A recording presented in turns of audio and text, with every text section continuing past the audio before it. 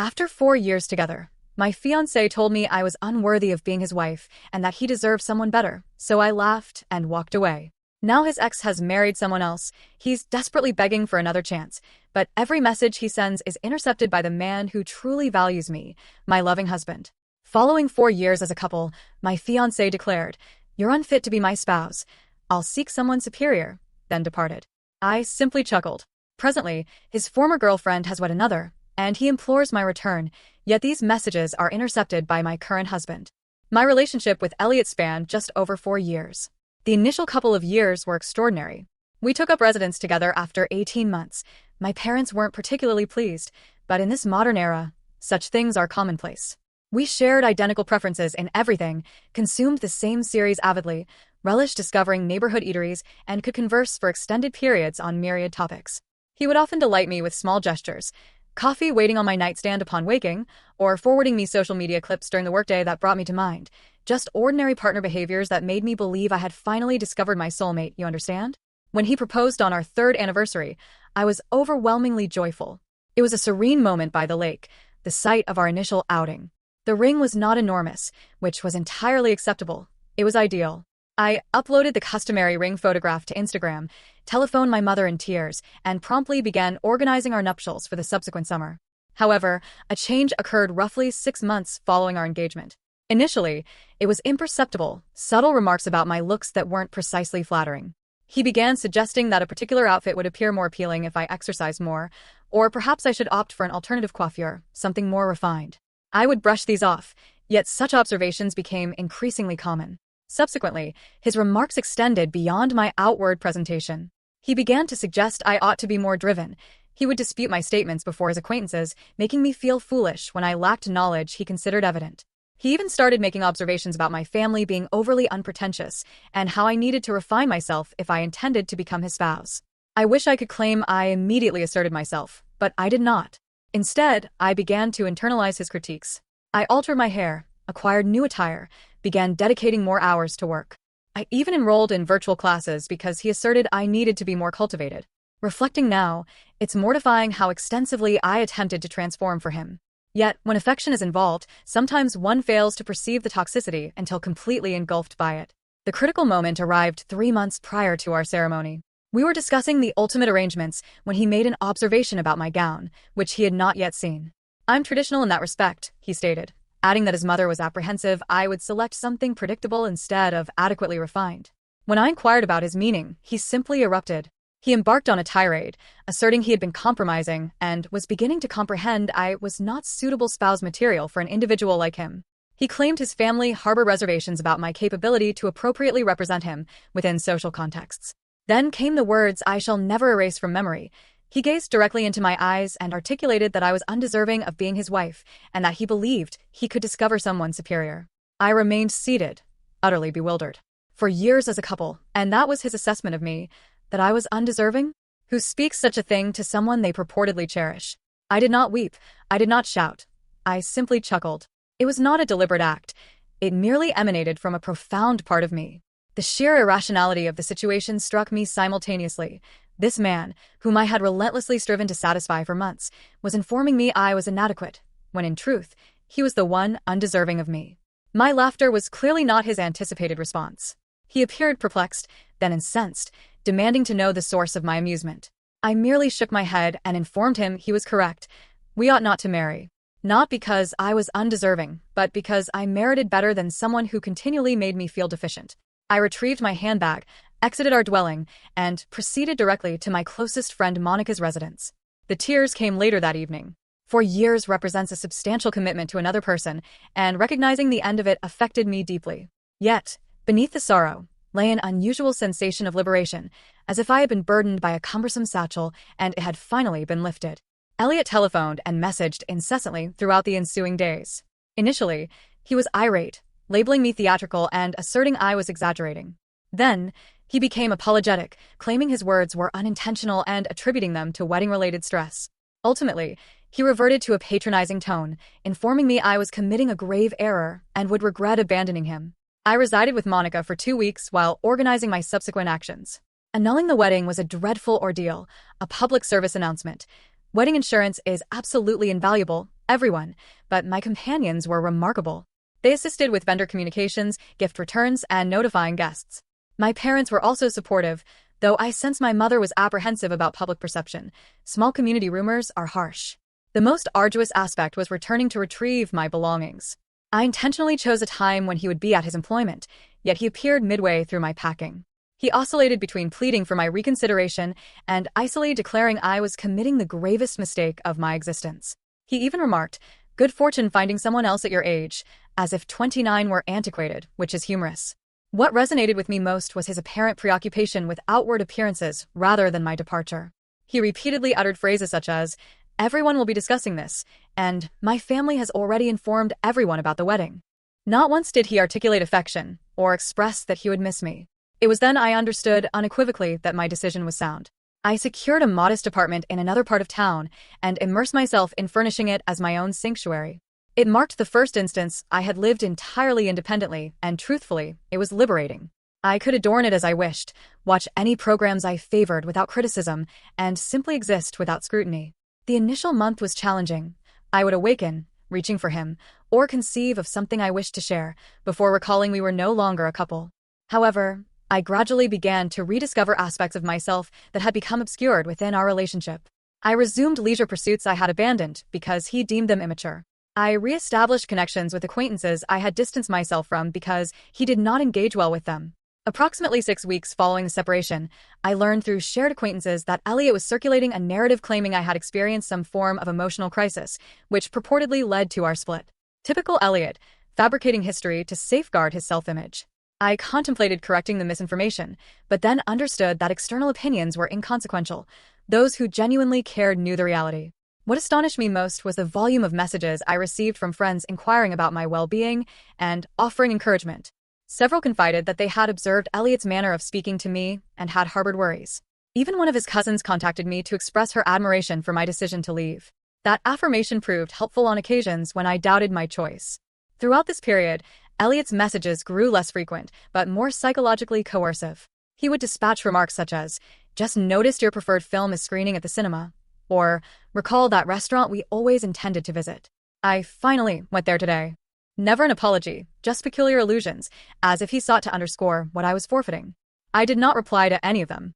It has now been 3 months since that evening, and I can genuinely state I am faring better than anticipated. My apartment feels like a true dwelling. My professional performance has improved.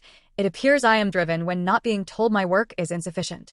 I've even begun engaging in casual dates again, nothing profound, simply coffee encounters to remind myself that respectable gentlemen exist. I still experience instances where I long for what we once shared.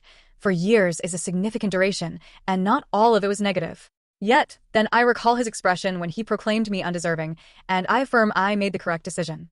So, that is my current situation, unattached at 29, embarking on a new beginning and remarkably content with it. I am unaware of what lies ahead, but for the first time in a considerable while, I am eager to discover. First update, initial bulletin. Greetings, Reddit. Roughly 8 months have passed since my original submission, and indeed, such a great deal has transpired that I felt compelled to provide an update for you all. Firstly, my gratitude for all your supportive observations.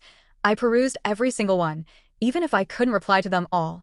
You truly bolstered me during a profoundly difficult period. So, where to commence? I suppose I will start with Elliot. Approximately a month after my previous entry, I learned through our mutual acquaintances that he had begun seeing someone new. Her name is Daisy, and apparently, she embodies everything I am not. She possesses substantial wealth, holds a prestigious urban position, commutes about an hour each way, and, according to Monica, who encountered them, dresses as if she stepped directly from a fashion publication. Initially, this news affected me more deeply than I wished to acknowledge. Despite recognizing he was not suitable for me, there is a distinct sting in witnessing how swiftly one can be replaced after 4 years together. I experienced a minor regression upon first hearing about them, spending a weekend wallowing in self-pity, reviewing old photographs, and questioning if perhaps I should have striven harder to become what he desired. But then I recalled the fundamental reason for our separation, that unworthy comment, which starkly revealed his true opinion of me. No amount of self-modification should ever be aimed at rendering oneself deserving of another's affection. Either they embrace you for who you are, or they are not worthy of you. This insight was something my therapist helped me comprehend. Yes, I commenced therapy after the split, and it has been profoundly beneficial. At any rate, I compelled myself to leave my apartment that Monday and join Monica for an evening meal. She mentioned her brother was hosting a birthday celebration that weekend and virtually implored me to attend. After some enticement, and perhaps a glass or two of wine, I consented to go. And Reddit, that is where I encountered Wyatt. He is Monica's brother's closest university friend and was visiting for the birthday festivities. We ended up conversing for the majority of the night, first in a group environment, and then, somehow, we discovered ourselves seated on the porch swing, engaged in a profound discussion about everything from our preferred audio programs to our deepest apprehensions. There was no coercion, no clumsy flirtation, just this effortless connection I hadn't experienced, perhaps ever. I was not seeking to enter another relationship. Honestly, I was relishing my autonomy and still processing the breakup with Elliot. However, Wyatt and I exchanged contact details, and he messaged the following day, inquiring if I would like to grab coffee before he returned home. He resides approximately 40 minutes away in the adjacent town. That coffee evolved into lunch, which transitioned into a stroll in the park, which then became dinner. We spent the entire day together, and it felt so natural. He posed thoughtful questions and genuinely attended to my responses. He spoke of his kin with authentic fervor, and not once did he make any observation about my physical appearance, my profession, or my future prospects. He seemed genuinely interested in who I actually am, rather than who I could potentially become. Our courtship commenced long distance, if one can truly label 40 minutes as such, humorously speaking. He would visit my locality on certain weekends, and I would travel to his on others. We experienced our share of peculiar initial relational episodes, such as when his robotic vacuum became wedged beneath the sofa during our third encounter, emitting a dreadful screech precisely as we engaged in a serious discussion. Or when I attempted to prepare him a meal and inadvertently activated his smoke alarm on 3 distinct occasions. However, these incidents simply transformed into shared laughter rather than points of contention. Approximately 3 months into my relationship with Wyatt, I unexpectedly encountered Elliot and Daisy at a retail store. I had anticipated this moment with apprehension, imagining feelings of envy or inadequacy. Yet, upon seeing them, the most peculiar sensation arose. I felt nothing. No jealousy, no resentment, not even discomfort, just a tranquil acknowledgement that that segment of my existence had concluded. We exchanged brief greetings, and I observed Elliot's astonishment at my apparent composure. Daisy was courteous, but evidently uneasy. The entire exchange lasted perhaps 30 seconds, but it resonated as a substantial personal triumph. Later that week, I received my first message from Elliot in months. It was pleasant seeing you. You appear well. Would enjoy catching up sometime as friends.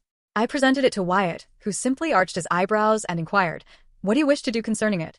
He offered no directives on how to reply, exhibited no possessiveness, merely supported whatever choice I made. I opted against responding to Elliot. Some pathways are best left unexplored.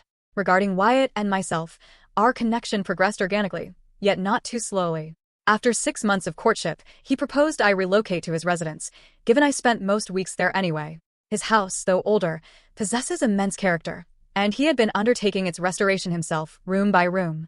The prospect of departing my small apartment was daunting. It had served as my sanctuary after the breakup. Yet it also felt correct. Cohabiting was an adjustment, as it invariably is. We had to determine placement for all my possessions within an already fully furnished home. We held differing preferences regarding climate control. I am perpetually chilly. He is consistently warm. He leaves his footwear in the center of the corridor. I leave cabinet doors ajar after retrieving items.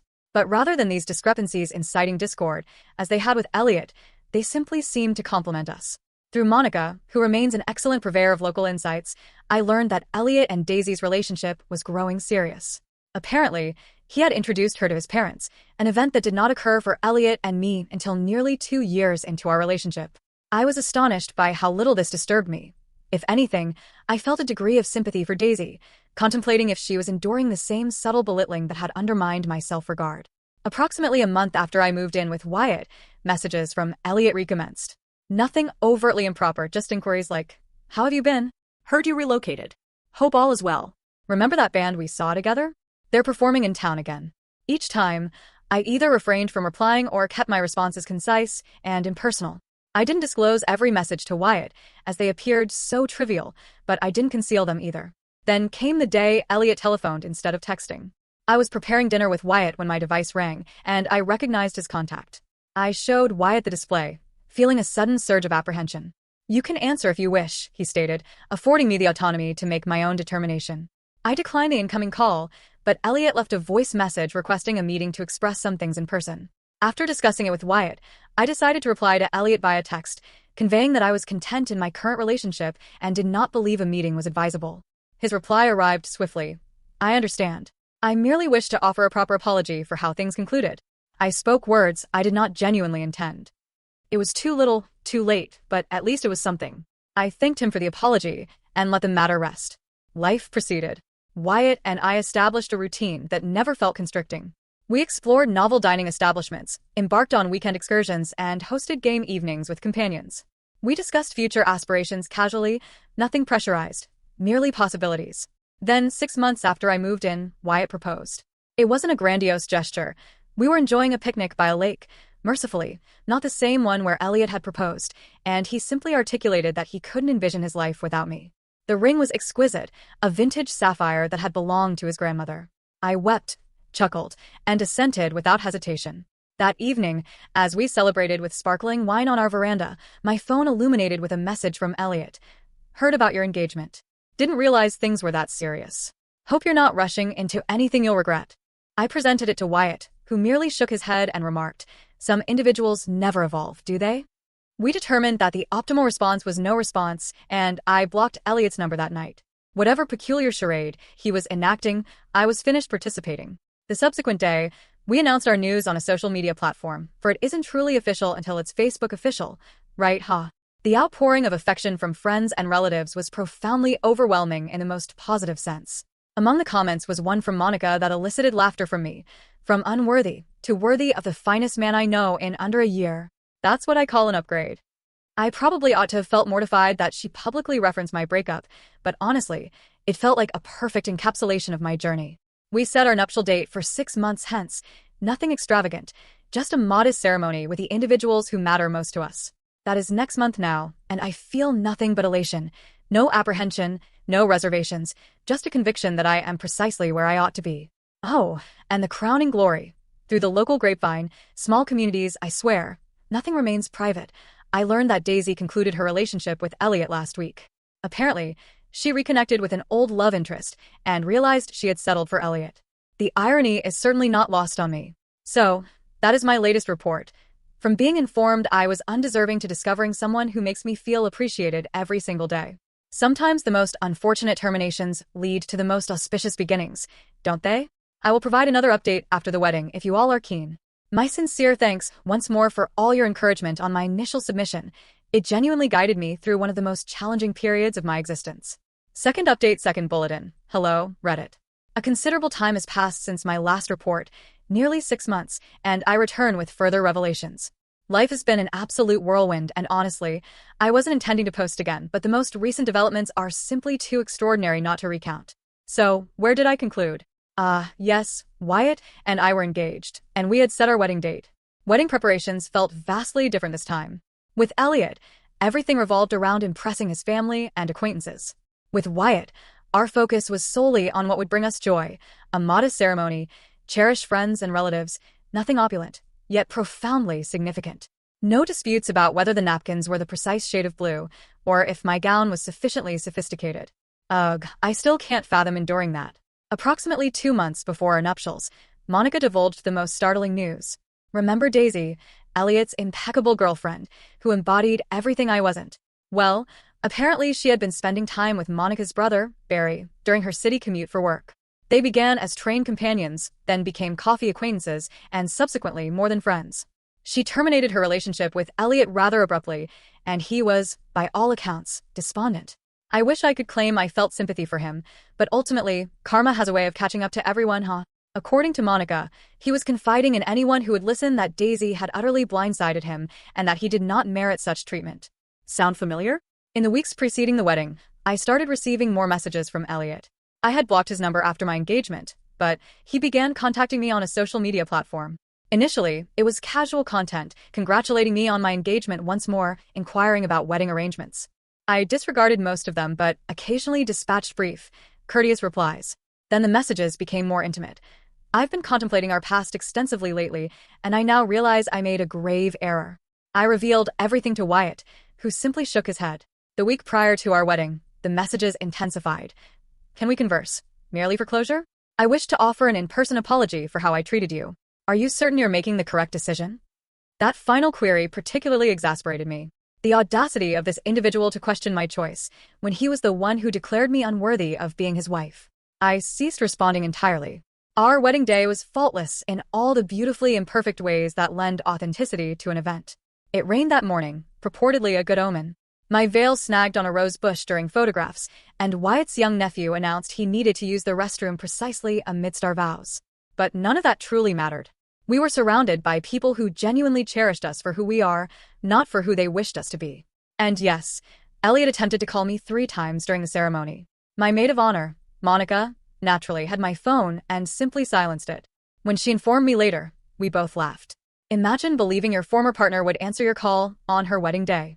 We honeymooned in a quaint coastal town approximately 4 hours away, a charming rental property with an ocean vista.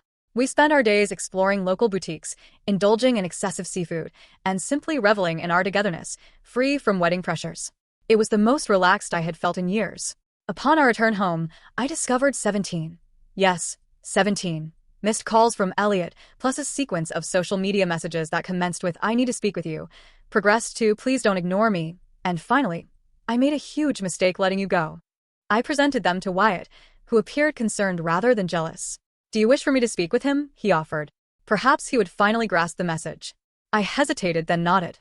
The opportunity arose sooner than anticipated. We were unpacking from our honeymoon when my phone rang. Elliot again.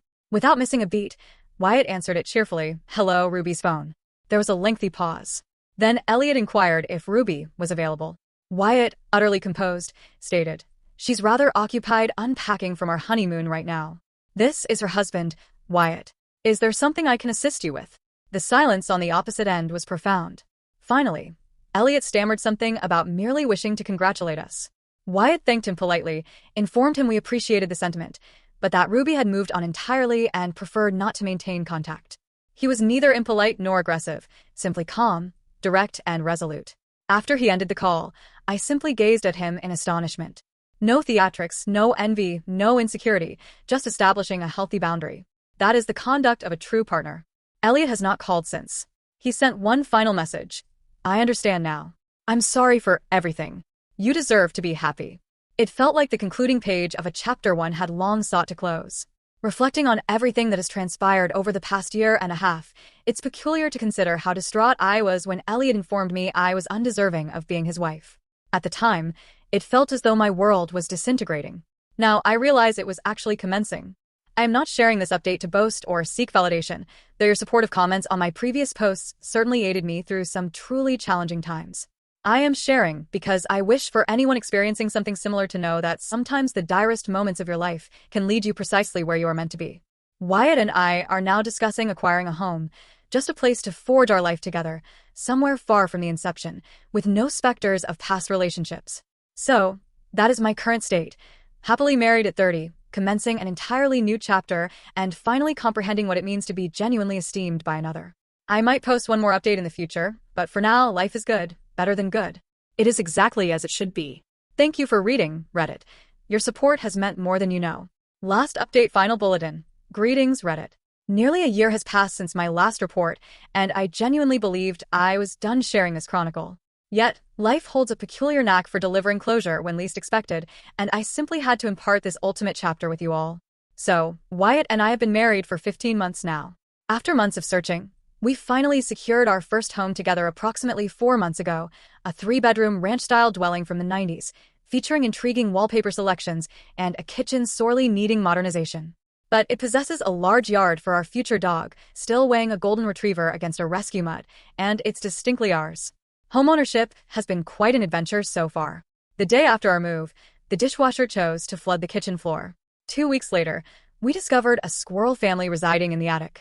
And don't even get me started on the bathroom faucet that randomly gurgles midnight. But honestly, tackling these minor mishaps together has been strangely enjoyable. Wyatt and I form an effective team. He handles heavy lifting, I manage the disarray. After mostly settling, we chose to host a housewarming party, just a casual Saturday afternoon gathering with about 20 friends and family. I spent days cleaning thoroughly, arranging snack platters, and ensuring our new abode appeared tidy despite the hallway's unfinished painting. The party was progressing splendidly. Monica brought her famous buffalo chicken dip. Wyatt's brothers helped arrange the new patio furniture, and everyone mingled comfortably between the living room and backyard. I was in the kitchen refilling ice when Monica entered, wearing a peculiar expression. She informed me Elliot was outside. Yes, that Elliot, my ex, who was in no way invited to our housewarming. Apparently, he'd arrived completely unannounced, carrying a wine bottle and looking slightly disheveled. Monica had intercepted him in the driveway, trying to discern how to tell me without causing a scene. My initial reaction was annoyance. This was our special day in our new home. The fact he thought he could just appear after everything, but then I took a deep breath and realized I wasn't even anxious about seeing him. That stomach knot, which used to appear whenever I considered running into him, was entirely gone. I told Monica to admit him. It seemed simpler than creating drama by turning him away. I then sought Wyatt, who was showing his dad the installed garage storage system. When I explained the situation, Wyatt simply raised his eyebrows and asked what I wished to do. Again, no jealousy, no possessiveness, just support. Have I mentioned how much I admire this man? We decided to greet Elliot together, keeping things civil but not overly friendly. When we stepped outside, he stood awkwardly by the snack table, appearing out of place. He'd clearly had a few drinks before arriving, not overtly intoxicated, but definitely more relaxed.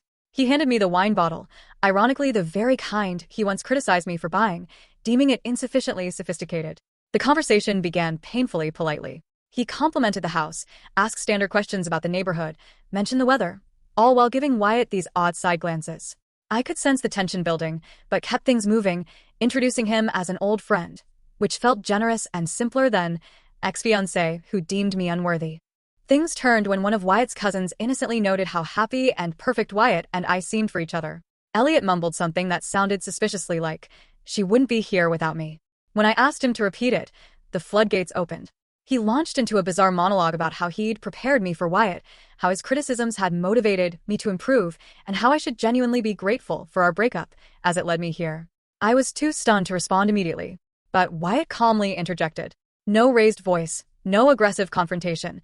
He simply stated that while grateful for my presence, my personal growth wasn't about being torn down. He added we prefer to celebrate our new home today, and this wasn't the best time for such a talk. Elliot ignored the hint.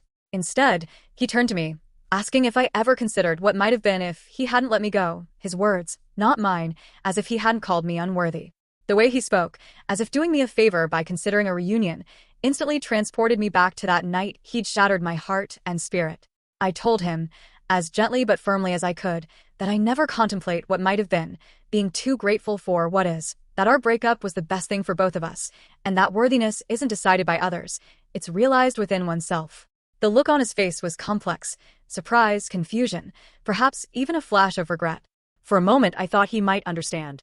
But then he glanced at our friends, our home, our life, and his expression shifted. He muttered something about how I'd changed, as if that were negative and that I didn't use to be this cold. Before I could reply, Monica interjected, perfectly timed. She mentioned encountering Daisy and Barry last weekend at the farmer's market. Apparently, they're expecting their first baby in summer and just bought a house nearby. She showed us a picture, and they looked genuinely happy. Watching Elliot's face process, this was like seeing someone solve a hard math problem. He seemed genuinely shocked Daisy had moved on so completely. When Monica casually added Daisy said her relationship with Elliot had been a learning experience. Ouch, I thought. He nearly exploded. Instead, he drained his drink, mumbled something about another commitment, and headed for the door. Wyatt, ever the gentleman, walked him out while I remained with Monica, both of us trying not to make eye contact until he was gone, to avoid inappropriate laughter. When Wyatt returned, he just shook his head, saying Elliot had asked him, man to man, if I was always this stubborn. Wyatt replied he preferred self-assured and suggested Elliot take an Uber, given his drinking. The party continued without further drama, though I noticed a few curious glances and overheard whispers. Small town life. This will be local gossip for weeks, huh? The next morning, I woke to a text from Elliot. I'm sorry for yesterday. I didn't mean to cause a scene. I hope you're happy. Simple, somewhat ambiguous, but probably the nearest closure I'll get from him. I didn't reply. Some conversations are better left ended. So that's it, Reddit. Life isn't perfect, of course. Our roof needs replacing sooner than thought. We argue about whose turn to take out the trash. I still sometimes contend with echoes of insecurity Elliot planted. But through it all, I've learned that worthiness isn't something you earn by changing for others. It's something you recognize when you're finally with people who never questioned it. Your support, advice, and kind words guided me through some of my toughest days. I won't be posting more updates, truly, this time, but I'll be here in the comments if anyone has questions.